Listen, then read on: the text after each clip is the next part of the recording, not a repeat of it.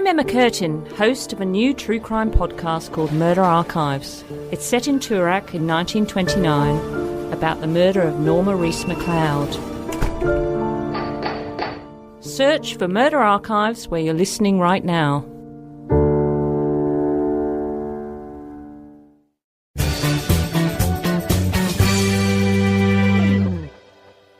I was in the chemist the other day. I don't know why I go to the chemist a lot. I mean, I've had shingles and stuff, but I know I've got a great local chemist. Are you getting to the point where you're enjoying going there? Yeah, I know all the women, and they come to the comedy night that I do, and George comes. George is great. George is a classic Greek chemist, but he's very good at analysing you on the spot.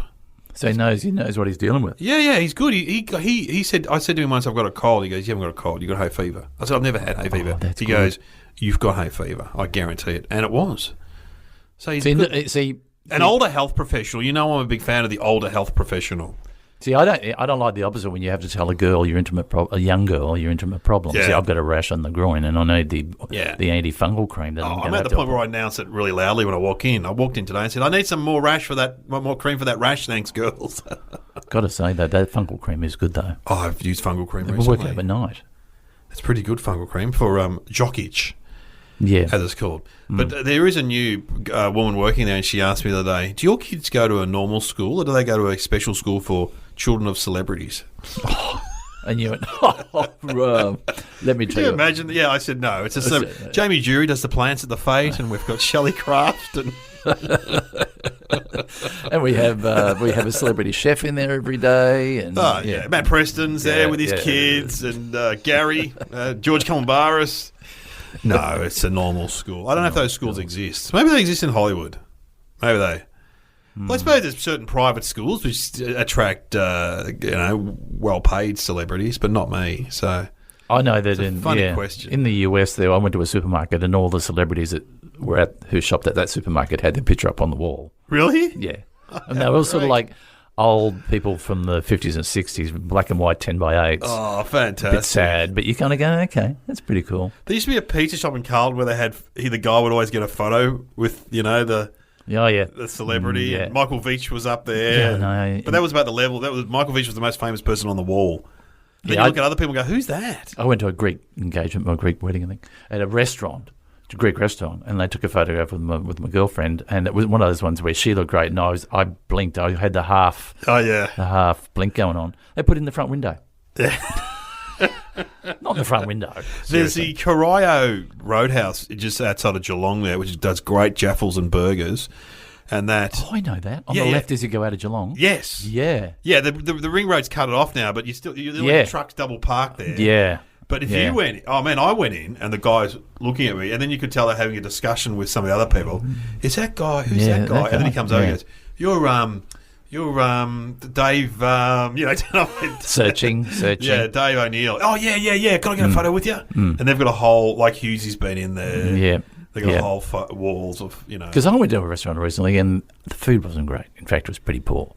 And then I had to sign a plate, and then they put the plate up on the wall, and then you're giving this place. You're endorsing it. You're endorsing. I mean, then you go, big deal. But but I did sign it as Russell Court. See, Russell Court did anything, he'd be happy with it. Bit of crap on a plate. Fair to say, you'll never go back to Smorgies again. No, it's very true. Smorgies doesn't exist anymore. Now, did you finish your chemist story? That was it. What was it? Do my kids go to a special school for celebrities? I apologise. No, that's a good story. Sorry, I didn't laugh enough at the end. Sorry. No, it's not. It's not a great story.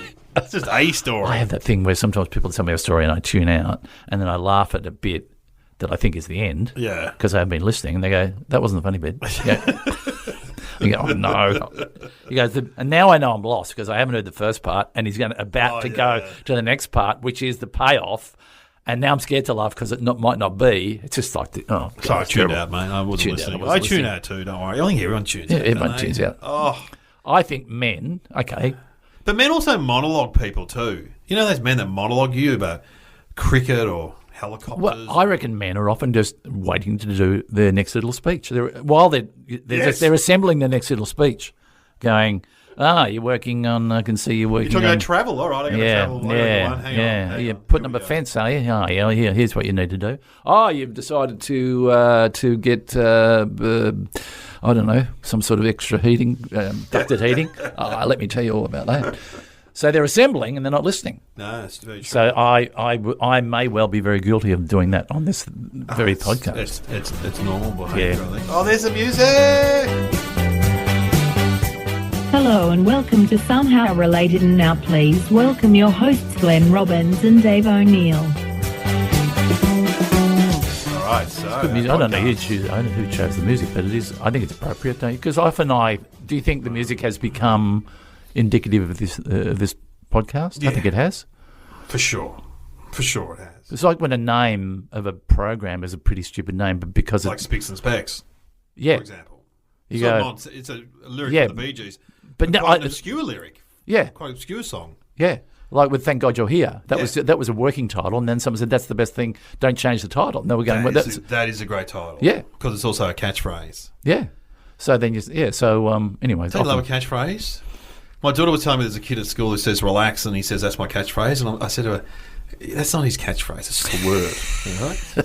And apparently, when other people say "relax," he goes, "That's my catchphrase." Like, mate, couple of days, that's a catchphrase. Yeah, but that's why they're making a conscious effort to have a catchphrase. Oh, there's nothing worse. It's like giving yourself your own nickname. Yeah. Mm. Yeah. It's like when you're young, you also develop a new laugh. You go, "There's how I laugh, but there's my kind of cool laugh." Yeah. You know, you develop a cool laugh. Like when you remember when you first learned to sign your name, you used to sign your name a lot on the back of your cover of your exercise book. You go, I reckon that's what it's going to be. You know what annoys me when I do gigs with footballers and they sign their name and you can't read it. I know. Because Kevin Sheedy, the Essendon legend, told me once because he signs his name and you can read it beautifully. He said he tells all the young players you have to sign your name so the kids can read it, and also put your number, your footy number. But but then again, you're often signing a bit of scrappy paper that's been torn off a menu with an old dodgy bit of biro. But I got kids who swam over in the middle of a pool one day with a pen and a bit of paper, and I signed it on the side of a pool. I mean, okay, first world problem, but how long was that bit of paper going to last? Right. What are they going to do with it? Yeah, what are they going to do with it? Well, I've been with someone. Who is it? And he goes, "I don't sign scraps of." Noel Gallagher from Oasis. Oh, Nolly. Yeah. Noel. Yeah. He wants it, and someone asked him he goes, "I don't sign bits of rubbish, mate. You go buy one of my CDs and I'll sign that for you." Oh, gee, hello. Yeah. Fair enough, though. Fair enough. But I don't think it matters, does it really? No. Take the time to give it all back. It's all in my book, How to Survive This. How to Survive Celebrity by Glenn Robbins. And Noel Gallagher. Noel, is that Gallagher? He's quite short, he's a short man. He's not big. We've had the music, haven't we? Yeah, so what are our topics? We get topics, they're not related? Yeah, somehow related. And by the way, you came up with a title for this show and it's very good. Somehow related? Yeah, because it covers so many... It's going to take off. We did think originally that it might sound like that we were doing our genealogy. How we're related.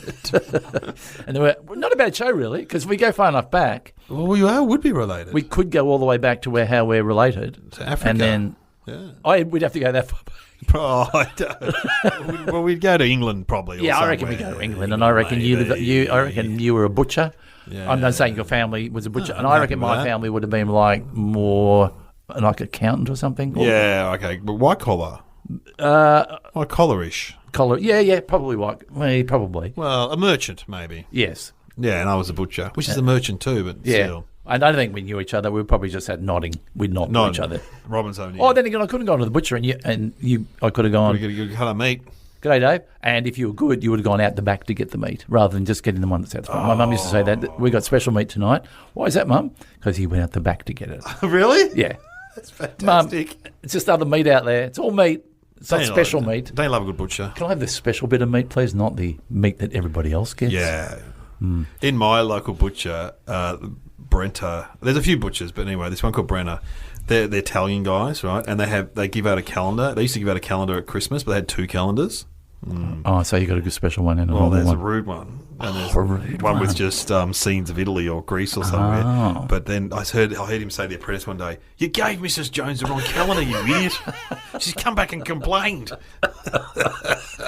Oh, no. They had 2 boxes on them. Why did they still do it? Anyway, what are our topics?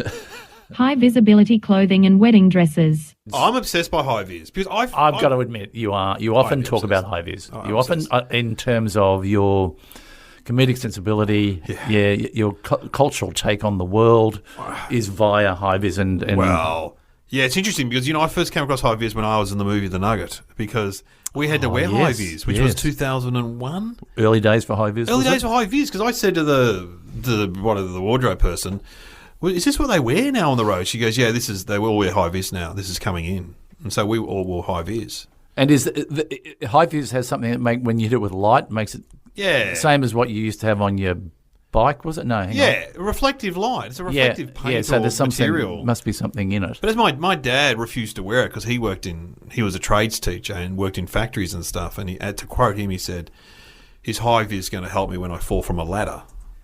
To be fair, when he did fall from a ladder, you could see him falling with his high-vis on. There goes Kev. Woo! Where is he now? Flat. Right over there. Because in his days, he would just wear the classic grey dust coat around the factory. No, not good. Remember the blue or grey dust coat? And whenever that guy came around, he probably had a pencil in his top pocket or behind his ear, and you go, this guy. What are you bloody idiot? If you put a pencil behind your ear, you just look important, don't you? Oh, it's a good tip. Yeah. The greatest moment was when I went to his retirement party.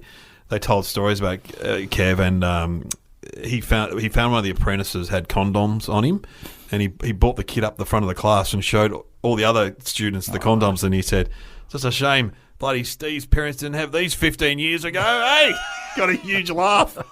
He probably brought him out just for the joke. He had the joke all set to go, all prepped. You did that these days, you'd bloody get sacked, but not the 70s or the 80s. He was treated as a hero for that story. But high-vis, so it's sort of recent. And also, there's different types of high-vis. Have you noticed this? There's like the railway workers wear a different type of high-vis as opposed to construction workers. Yeah, so if you're trying to avoid someone, you can know I'm avoiding a man that's working on the road. I'm avoiding someone who, it is a great outfit. If you were on the run these days, the old days you would dress up as a priest. In movies, they dress up as a priest or, put on the high-vis, I reckon. And go anywhere.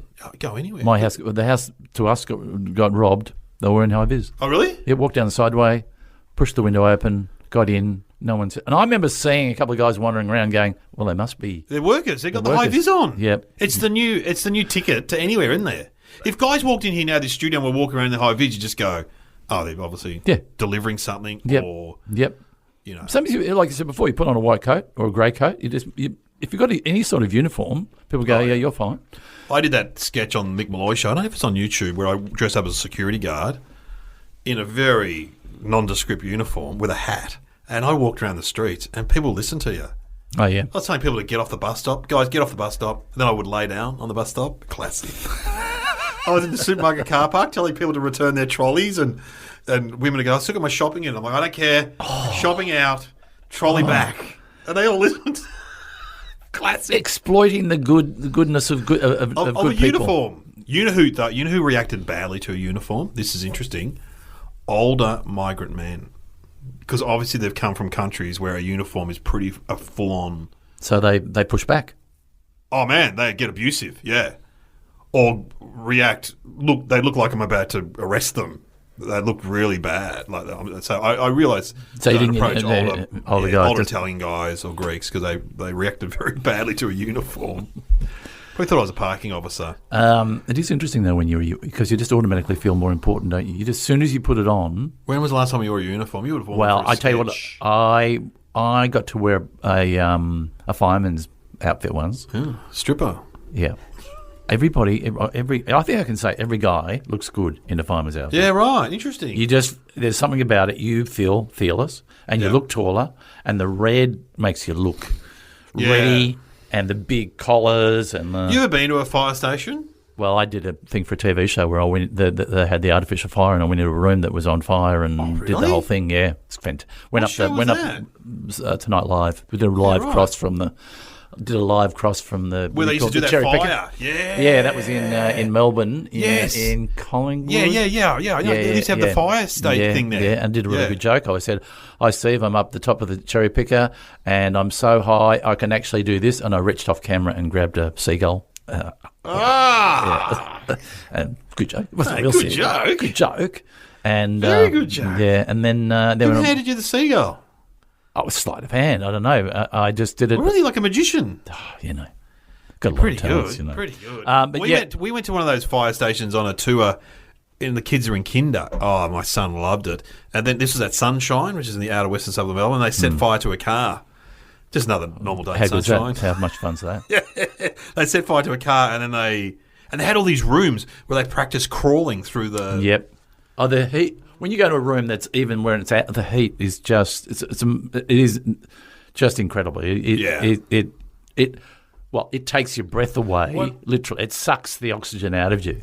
Isn't it funny? Because then I did a cross from a fire station in Footscray for the New Year's Eve ABC TV thing. Remember that thing that would come on every year? Oh, yeah, and and everyone would slag it off. It would just light up the internet. Yeah. Well, I was on several of those, and I did crosses.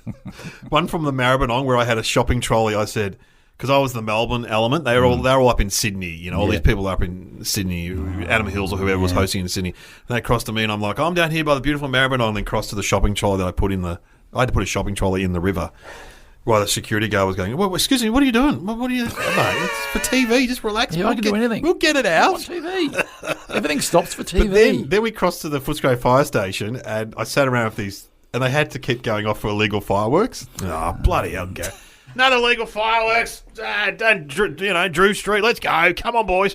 But what made me laugh was that when you walk into the fire station, they have their overalls and boots on the ground like all in place to pull them on really quickly next to the fire trucks, and it looks like they've melted though.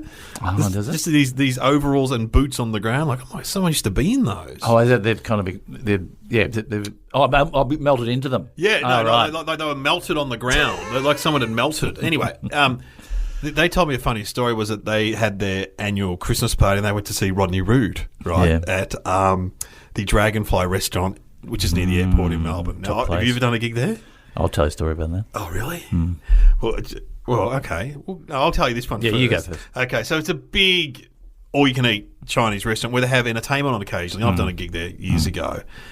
And so anyway, they all were going to the Rodney Roode concert, and, it's not a place where you dress up. But they told the guy that they all pick on in the fire station that you had to wear a suit and you had to get there at 8 o'clock. But the concert, Rodney Roode was starting at 7:30. They didn't tell him that. And so, anyway, all these blokes pile in, all the firemen pile in, they've all got shorts and thongs on, and Rodney Roode comes out, hey, go and get fucked. 8 o'clock, the curtain opens up the back, and this guy walks down the aisle in his suit, right? And they had a seat for him at the front. Over here, Stewie. And anyway, Rodney Roode just stopped the gig and went, look at this fucking! Look at that fucking in the suit! Fantastic. And he said, and these firemen said, whenever there was a lull in the gig, Rodney Roode would just go back to the suit guy. Anyway, get this suit. Easy pickings. Anyway, the Dragonfly, you've done. Oh no. My story's not as good as that. No, it's just that it's where I learned to say no. As in, they rang me and said, because I was doing the comedy company at the time, rewrote Australian television comedy. Seminal.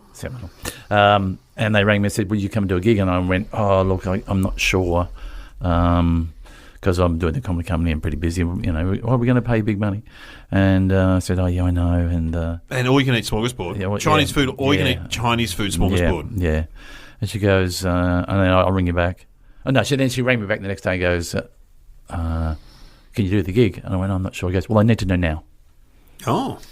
And I went, oh, okay, no then. Oh God. She said, what do you mean no? I said, well, no. If I don't know now and you want to know now, I'm going to say no. And it felt really good because I was, in those days it was like if a gig came in, you did it. And you were, And then she said, okay, but I'll give you a limo now. I go, no, hang on, I don't want a limo.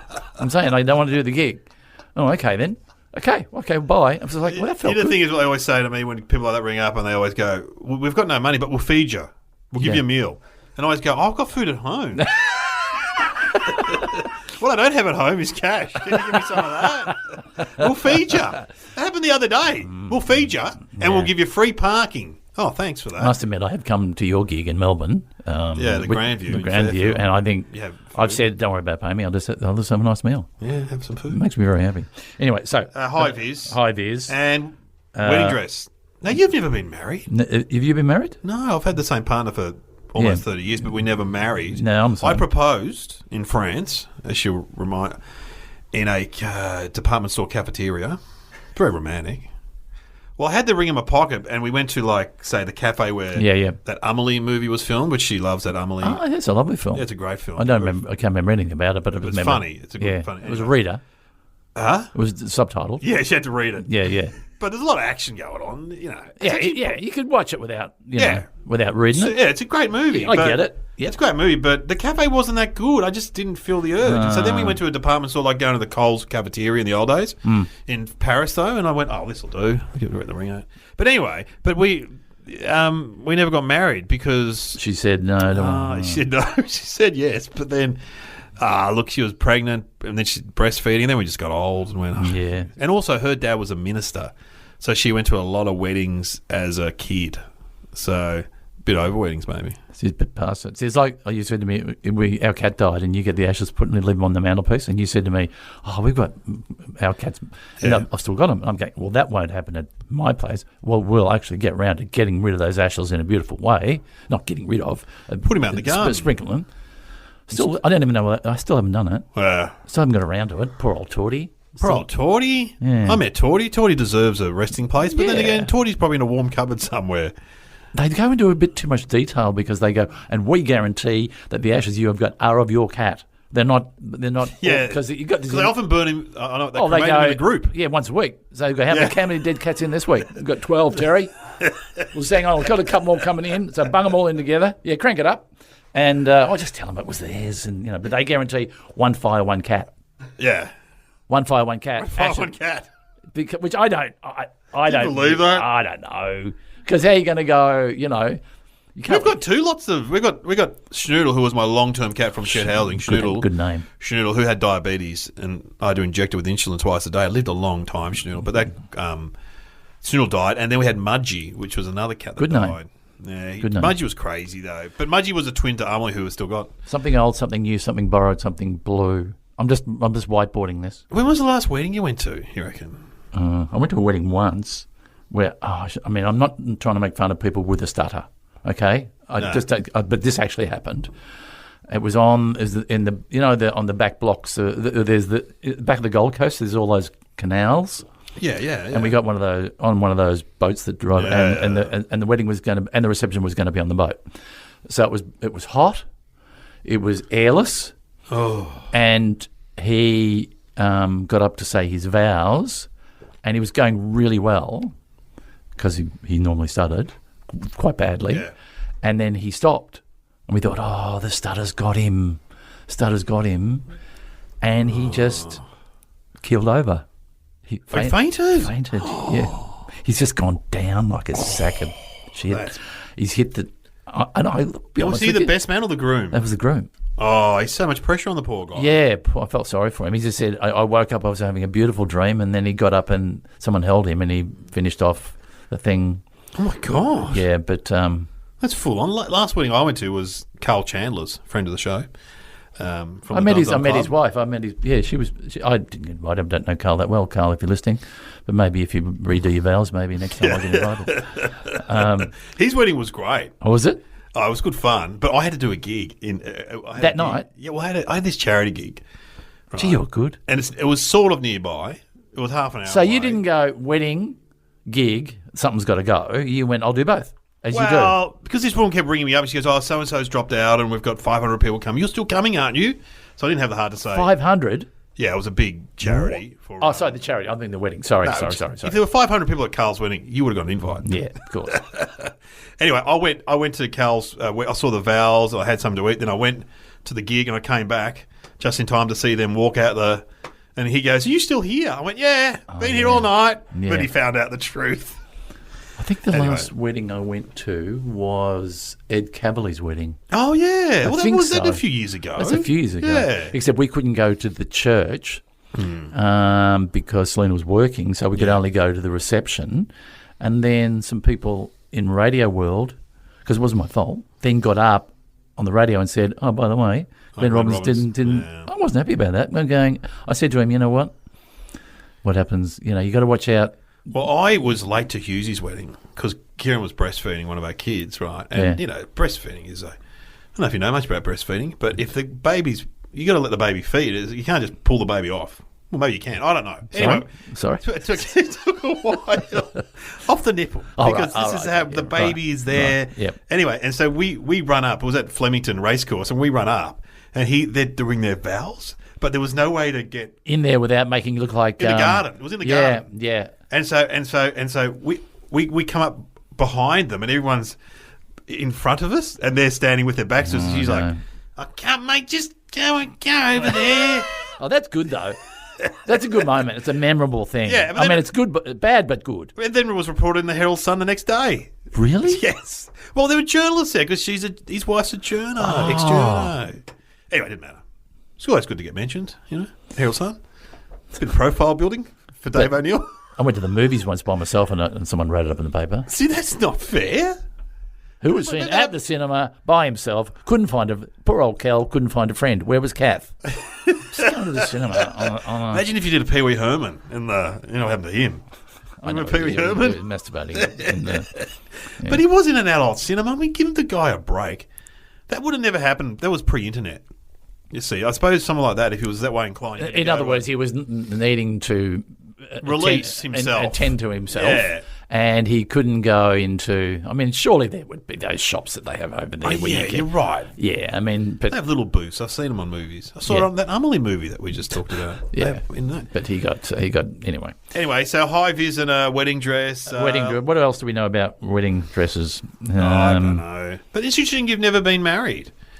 You've never been married because see. At my generation, because I'm, Gen X, when I think of all the people in my street where I live, most of the couples are not married. It's interesting. Nowadays, they're not. Yeah, they're all in their 50s and 40s. Yeah. A lot of them aren't married. A lot of young hipsters get married these days. Yeah, that sort of comes back around. Yeah, and they have photos of them. Yeah. Yeah, no, I've been in a couple of long relationships and, you're never married. And just... But after a while, I just think it becomes irrelevant.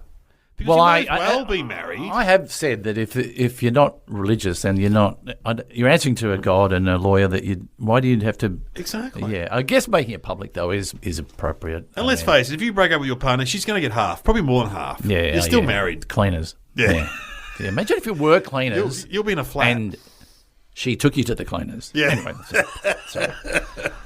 I'd be very happy to visit you in your little flat. Yeah. God. I'd be the same. Make your own paradise. Don't you reckon I don't know, but I know a lot of married men with kids have looked at flats and gone, I could live there, I reckon. They got the well, I used to drive past one of those caravan parks with the cabins on. And a mate of mine said, I'll be living there one day, and he did. He ended up there, yeah. And then he ended up in another flat, but he did end up there for a short time. And what was sad was it was so crowded with single men, he couldn't get in initially. Yeah. And then anyway. There's a shared house near me made up of divorced men. It's like a sitcom. 3 men. Are they happy? I don't know. I just heard about it, but I'd love to go and visit. I reckon the furniture would be terrible. They'd have posters on the wall and probably a pinball machine, and they probably just nothing in the fridge. Nothing. Yeah, and clothes. But they'd all probably have kids, so they'd have to have some bunk beds set up in a room for when the kids stay over. Maybe that's a new industry there. Because the amount of separation now is just phenomenal. Phenomenal. It's amazing we're still together. Yeah, me and you. Yeah, that's what I thought. I knew that. Yeah. I know that in different cultures you wear different colours. See, we're thinking traditional white. White. See, now your high vis, high colour. Oh. Well, so what do the Japanese wear? Red or something? Or I'm thinking more Eastern. I'm thinking, like Indians and stuff. I know I'm pretty sure they wear red. Oh, wow. Yeah, some ceremonial. I think in some cultures red is very lucky. But also, you're not meant to wear red to a wedding, are you? Or, what do you mean? Western world, I think red's a bad sign. Is it? Isn't it? Something new? Something that your nan has left for you? Something borrowed? Something blue. And it's usually like garters and stuff like that, isn't it? And I don't know. Weddings, it's a lot of money, isn't it? I used to work at a reception place. That was my first job ever. Yeah, right. Working as a glass collector. Oh, and I always remember that the boss would come at the end of the night. He'd pick up all the biscuits and all the cheese, and fill his mouth with the leftover biscuits and cheese. And then a few little bits and bobs were at the bottom of the bowl, and he'd offer them to me. And he'd go, "Will you offer me biscuit and cheese?" Well, this guy, you've been at it. I was talking to a guy the other day who owned a wedding reception centre in the Dandenongs he owned one for years. Because I'd done a gig there, of course. He goes, I remember you did a gig here. He was at another event. And he goes, I could always tell the ones that would stay together, the ones that would split up. You could tell straight away. He reckons he could tell. Yeah. What was his? Well, there's a thing where they, a psychologist, I figured his name. They do a test and they put you in a room, and they can tell within an hour or something whether you're going to stay together for 2 years or not. You know. Well, I mean, weddings are great fun, but I reckon they're not that good fun for the couple getting married. There's a lot of pressure and stress, I reckon. Have you ever been a best man? Yeah, my twin brother. Yeah, my twin brother Glenn. Oh, yes. I did one of a friend of mine who's quite successful, and I'd said some home truths about him in the speech, and I think he wanted to kill me. Oh, really? I remember him looking at me going, oh, really? I'm going to get you for that. It's like, wasn't this what we meant to do? Make a bit of fun of the... How is Shane Warne? Is he all right? Wasn't Warney, all right? No, it wasn't. Okay. Warney would have a cricketer, surely. What about famous wedding scenes in movies? Oh, yeah. Good one. Trying to think Godfather. Godfather. Oh, 4 Weddings and a Funeral. 4 Weddings and a Funeral. Hugh Grant. Yeah. Good movie. Godfather, yeah. Wedding Crashes. Yeah. Funny movie. Good Quite film. enjoyed that. Because come on, people probably yelling at the. No, we've covered it. You've covered it. My best friend's wedding. By Australian director. Yep. Peter Hogan. Muriel's Wedding. Ding, ding, ding. Love that movie. Yeah. You know that movie? I heard him the other way. That movie's autobiographical, based on his life. That's based on his sister. Hogan. What's his name? PJ Hogan. PJ Hogan. Because his dad was a local councillor, a corrupt local councillor who got arrested. The best stories have veins of truth. Yeah. Or big arteries. So he said his dad, because that is a great movie when they go to the Chinese restaurant and they get everything for free. He said that's what his dad would do. Because he was a councillor? Yeah, because he was a local councillor and he was on the take. And he got charged. Imagine getting your dim sims for free. How good would that be? Oh, I'd be so fat. I had dim sims yesterday for lunch. Okay. All right. We had a bit of thinking music. Bit of wedding music. I think wedding. Is there anything from? I was thinking from The Godfather. Oh, I think they sang a song in The Godfather, which is in Italian. Godfather 1, and I think there's a section about don't marry a barber, because if he gets angry, he will cut your throat, or something like that.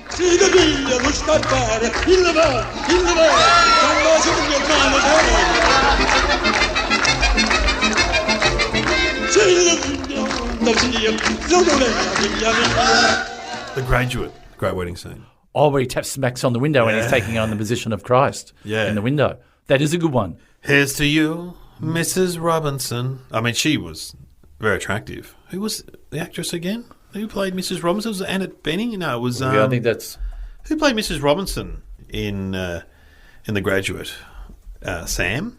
Anne Bancroft. Oh, Anne Bancroft. Because there is the best scene in that movie is so when he... spoiler alert, but he goes... It's the daughter of her wedding that he goes to, doesn't he? Yes. And bangs on the window. Yeah. Dustin Hoffman? Dustin Hoffman, correct. It bangs on the window and then interrupts the wedding and runs off with her. Runs off with the bride. Yeah, fantastic. But then there's a great scene where they're sitting on a bus and they just look at each other. It's like, what are we going to do now? Yeah. That's the best scene in the whole movie. And he talks about plastics. Remember it's the father-in-law? He says you should get into plastics. Get into plastics.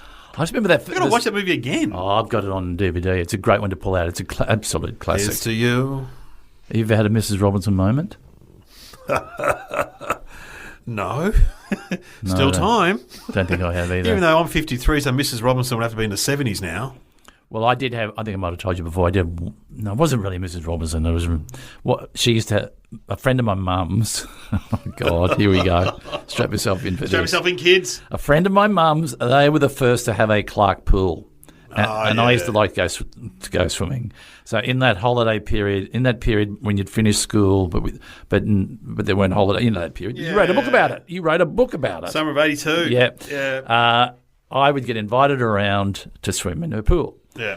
And on this day, she had to swim too. I'm setting up for a good story. It's like a penthouse letter. Anyway. I thought these letters were fake. So she says to me, I bet you can't swim between my legs. It's true. Okay. Yeah. And I said, I bet you, I must have been, I don't know, pretty young. Anyway, so I did. I went down. I must have gone deep enough because I kicked her right in the Clark. I don't really you reckon that's a Mrs. Robinson moment? Okay, it's not. But I was trying to think. I was going through the files. Yeah, that was in the brain, going, "What is anything intimate happened with an elderly woman?" She was probably 30 too. She probably was. Yeah.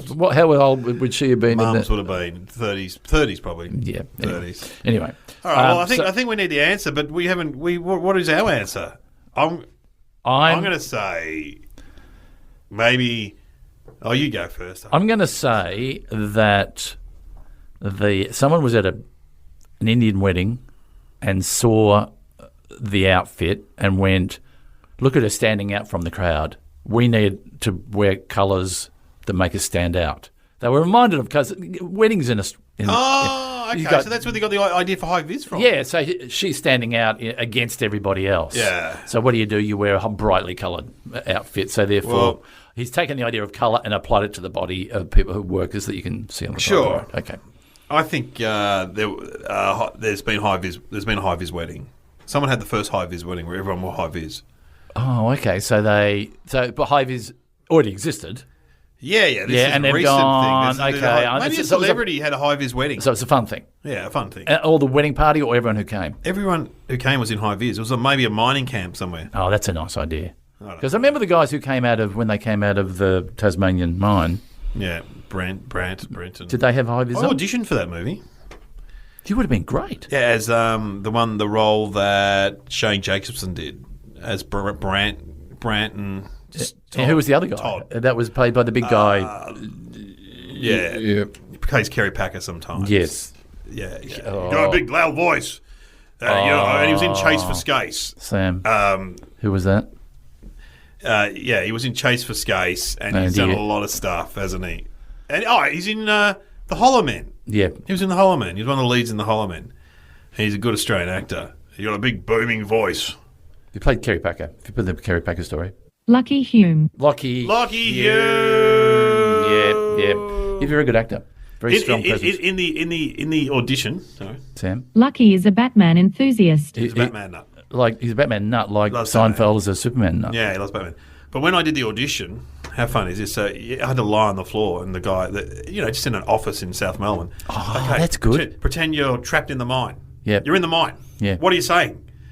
I'm like, that's not fair. Get me out of here. Reassure Todd. Don't worry, we're getting out. I saw it on Sunrise. Oh, that's good. You got to laugh. Didn't get the part. It's like the part that I got offered when my agent rang me and goes, "You got a part in this new hospital show." I'm going, "Oh, great." You go, and you've got dialogue, which was a big deal because I was only doing extra work then. Yeah. He goes, "One other thing, you actually go to hospital with a pot stuck on your head." What? And do I have the pot stuck on my head the whole? Yes, you got a pot stuck on your head. So you didn't do it. I did. Well, I did it. Oh, you did it. I did. Of course, I did. Out there somewhere. Oh, maybe it was a pilot, but I had to go in for a pot fitting. Oh, that's fantastic. And I remember thinking, wow, this is showbiz. And they go, okay, it's going to very simple. It just goes up and you twist it a bit and you can't get it off. How big's your head? I've got a big head. Oh, you know what? Channel 10 wardrobes tell me I've got the second biggest head they've ever had. Who's got the biggest? Brett Newton. Yes! Top of the board. Easy. Yeah, my head's bigger that way. Yours is probably you're bigger. Long. I got a yeah. You got a long head. I got a big head in many ways. Anyway, I did it, and I did all my dialogue like that, and I was never seen. Anyway, that was my first talking gig. Anyway, so what show was that? I think it might have been a pilot. It was for a pilot for a hospital show. Anyway, and I think they did it at Crawford's back out in. Yeah. Did we give our answers yet? Yeah. And now we're waiting for. No, we've given the answer. We're waiting for the answer. She's been twiddling her thumbs, waiting for us to. Stop talking about Lucky Hume, all right? Yeah. What's the answer? High visibility paint was invented by an American magician named Bob Switzer. Bob was injured at work in the 1930s so badly he fell into a coma. When he regained consciousness, the doctor advised him to stay in dark rooms. For entertainment, he would wave around and experiment with fluorescent materials, eventually creating a fluoro paint company he named Dayglow. Initially, he and his brother used it in their magic show, then started selling the paint to other magicians. The U.S. Army commissioned him to make a high-visibility fabric. In doing so, his wife's wedding dress became the first piece of high-visibility clothing when he covered it in the paint. Now, hang on a second. Was he expecting a front loader to come through the middle of the wedding, and he wanted her to be seen? So I think they'd been married. I think it was an old wedding dress. I think that's what happened there, is that Bob was looking around for something to test. And if it works on a wedding dress, I guess it works anywhere. You have been listening to Somehow Related with Glenn Robbins and Dave O'Neill. Do you reckon you should be happy about that, Mrs. Switzer? I think there's something going on here. I think there's something sexual going on here with him. I reckon he's enjoying whacking the dress on, and as an excuse, he's going, I'll put the wedding dress on and I'll put some paint on, see if you can see me. You're getting a bet both ways there, buddy. Yeah. And she goes, have you been wearing my wedding dress at night? No, I saw you. You were glowing in the dark. You were jumping around the backyard. I could see you. You could not. I could tell you could say. What a bizarre fact that Mr. Switzer invented high-vis paint and then... Here's the interesting thing. Why doesn't... Because you get products that are glow in the dark, and they leave them in the light, and then when you put them in a kid's room, and then you turn the lights out, and they stay glowing. Yeah, like that. Hey, let's patent this. So if you're wearing a high vis and gets a bit of light on it, why don't they put a bit of glow in the dark on it, so you keep on glowing even though there's not light on you? Maybe that's brilliant. Maybe they do. What? Have you seen people glow in the dark? No, but if you can wear that. If you can have an outfit that would glow in the dark for some time, how long does it glow in the dark last for? A couple of hours. Yeah. Oh, let's patent this right now. We won't be doing the podcast next week. We'll be taking off. Brilliant. How good is this? We're the new Bob Switzer. Because you could actually make prisoners wear glow in the dark. Yeah. If they escape, you could see them in the middle of the bush. Well, you just put a chip on them, Oh, don't be a spoiler. I'm sure there's a lot more. You can put on animals so animals would stop killing. They'd be seen by the. Again, you put chips in them. They only put chips in them. Okay, all right. So maybe it hasn't changed our life. Did I tell you about this guy who went to my cousin lived in Kyneton, and when he was growing up, anytime that there was a wedding, this is a horrible story. Anytime there was a wedding, the local weirdo would, when they all come out and they gather around outside the church and everyone comes forward and kisses the bride and the groom. Oh, he would turn up to kiss the bride. He just turned up to kiss the bride. So he's just driving past and going, I'll get a free one here. Just wander in. And, of course, the bride is such euphoria. And she's going, must be someone from the other side of the family. And he's just going, how good is this? So, ingenuity. Top marks. Top marks for that. Appropriateness, well, yeah, top marks as well. Let's go find a wedding now. If you made it this far, check the show notes for more information and other shows on the Nearly Podcast Network. Hey, Somehow Related is supported by SuperSimpleCards.com, Glenn. Great cards. Great cards. You get a pack of greeting cards from Super Simple Cards using the offer code SOMEHOW at the checkout, SuperSimpleCards.com. Get into it. Get them in a pack.